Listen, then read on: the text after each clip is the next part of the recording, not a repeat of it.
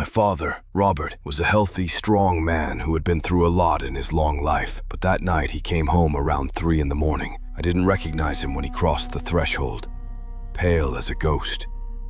His hands were shaking slightly as he tried to take off his shoes, and his face was etched with a deep anxiety, and I'd even say, pure fear.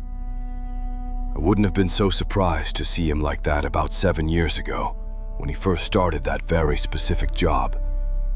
He's a mortician and crematory operator at our local Farewell Pines. Over time, he saw it all, and let's just say, he got used to it. He got used to the tears and the grief of people. In the beginning, he'd often come home on the verge of tears himself. Then, at the kitchen table, downing a shot of whiskey, he'd tell us how he'd had to cremate a child. He'd describe how the family acted in the viewing room, their faces, their empty stares. He felt that loss right along with them. What he feared most was looking through the heat-resistant inspection window of the furnaces, where the coffin with the deceased was consumed by the flames. But a person can get used to anything, and my father was no exception. So, he comes home in the middle of the night. I was still awake and I saw him in that state.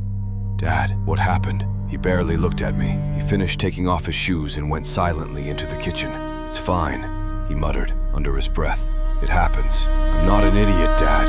Something happened at work, didn't it?" My father, seeing he couldn't fool me, replied, "I don't even know where to begin." He grabbed a bottle of whiskey, poured a full glass, and knocked it back in one go. I need to be clear. Lately, he hardly ever drank after work, not like in the early days. My mother, Linda, and I knew that if he came home and went straight for the bottle, something was very wrong. And she, as if she could sense it, woke up right then. "Robert, why so late?" she murmured, sleepy as she walked into the kitchen. He wanted to talk, but the words wouldn't come. His eyes darted around the room and his tongue seemed tied. My mother, seeing him like that, got visibly nervous. "My God, Robert, what is it? You're white as a sheet." It was only when she saw the bottle on the table that she understood. The problem was that same job. But when he told us what he had experienced that night, we realized problem at work was a massive understatement. He explained, "This woman came in today, a Miss Blackwood. She had scheduled everything in advance, but when she showed up in person, she was strange. A young girl in the casket, but the mother, Miss Blackwood, she didn't seem to be in mourning. She was just in a hurry.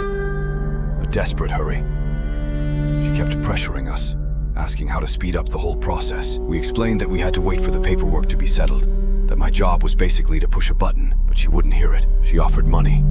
A bribe. I refused, of course. A steady paycheck is worth more than a suspicious payout. I refused once, twice. On the third time she looked at me, I swear, it was the most disturbing look I've ever gotten in my life. It was as if I had ruined her entire life. She turned around and left, slamming the door so hard the walls shook. Frank, my colleague, just made that crazy gesture, twirling his finger by his temple, and we went on with our work. Later, our director, Mr. Davis, came in and said, "All the papers are in order. The girl's body will be brought in this evening." They brought a casket. You could even call it a casket. It was cheap, simple wood, and it was nailed shut with nails. That's already very unusual, and you could smell it, a strong smell of advanced decomposition. I went to speak to the woman. "Miss Blackwood, I'm sorry, but I need to inspect the body. They're the rules. You never know. Would you like a moment to say goodbye?" She was sharp. We already said our goodbyes. It was clear she wanted to get rid of that body as quickly as possible. Everything was very strange, but the papers were in order. Frank and I carried the casket to the furnace. It was hard to open. We had to use a crowbar. The smell got much worse. Frank muttered, "Judging by the smell, she didn't die yesterday." The certificate said she did. The decomposition was advanced. Finally, we got it open. It was a young woman. Yes, you could still recognize her face from the photo, but the body, it already had stains, signs of decay in several places. It wasn't my business. I closed the lid and started the furnace. The door shut and the casket went in. I stepped out for some air. Frank doesn't smoke, so he stayed inside. Suddenly, he comes running out to me, desperate, and he says, "Robert, there's something in there. It's screaming." I laughed, thought he was joking. "Frank, did you bring a flask with you? Are you drinking alone?" But he was genuinely scared. "No, I swear." I heard screams coming from the furnace. We went back to take a look. We have an inspection window. I opened it and looked inside. The furnace had shut off. The casket was there, charred but not consumed, just smoldering. I tried to restart it. The panel showed a fault. Strange, that furnace always worked perfectly. We tried again, and this time it caught. I kept watching through the window. The fire was licking at the wood and starting to touch the body, and then I saw it. The corpse's hand moved. It was almost imperceptible. I tried to convince myself it was a trick of the light, a muscle contraction from the heat. But then the furnace shut off again. And when I looked into the little window, that thing was staring back at me. It was a face, burned black as coal. It had no eyes, no nose, no mouth, just twisted carbonized skin. The head was too large, and in the middle of the face, a black line, a fissure, and inside it looked like there were worms, insects, writhing. I started to pray. I almost fell backward.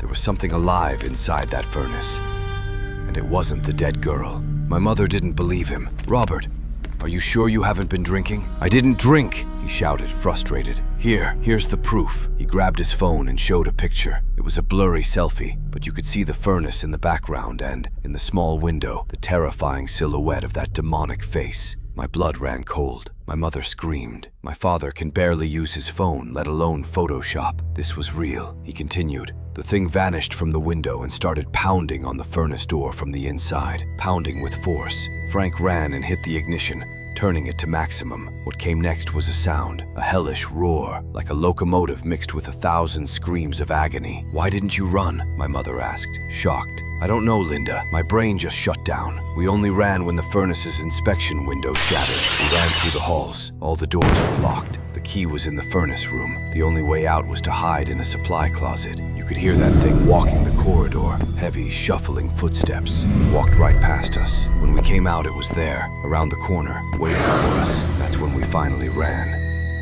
We broke a window and jumped out into the street.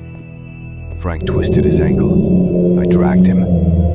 The thing just stood there, watching us from the funeral home window. My father finished his story. He was visibly shaken, looking around at every corner, paranoid. I noticed strange things that night. A picture fell off the wall by itself, for no reason. And later, when he went to shower, I saw maggots. Little white maggots, crawling out of the dirty clothes he had left on the floor. I went to sleep with that horror on my mind. The photo wouldn't leave my head, but it wasn't my alarm that woke me up. It was the smell of smoke. I jumped out of bed. The hallway was in flames. My parents' bedroom was an inferno. The door was hot. I couldn't do anything. The firefighters arrived quickly. They found my mother's body, charred. My father had vanished. There was no sign of him. I buried my mother the next day, in the same cemetery where my father worked, not far away. I know what happened. That woman, Miss Blackwood, wasn't a grieving mother.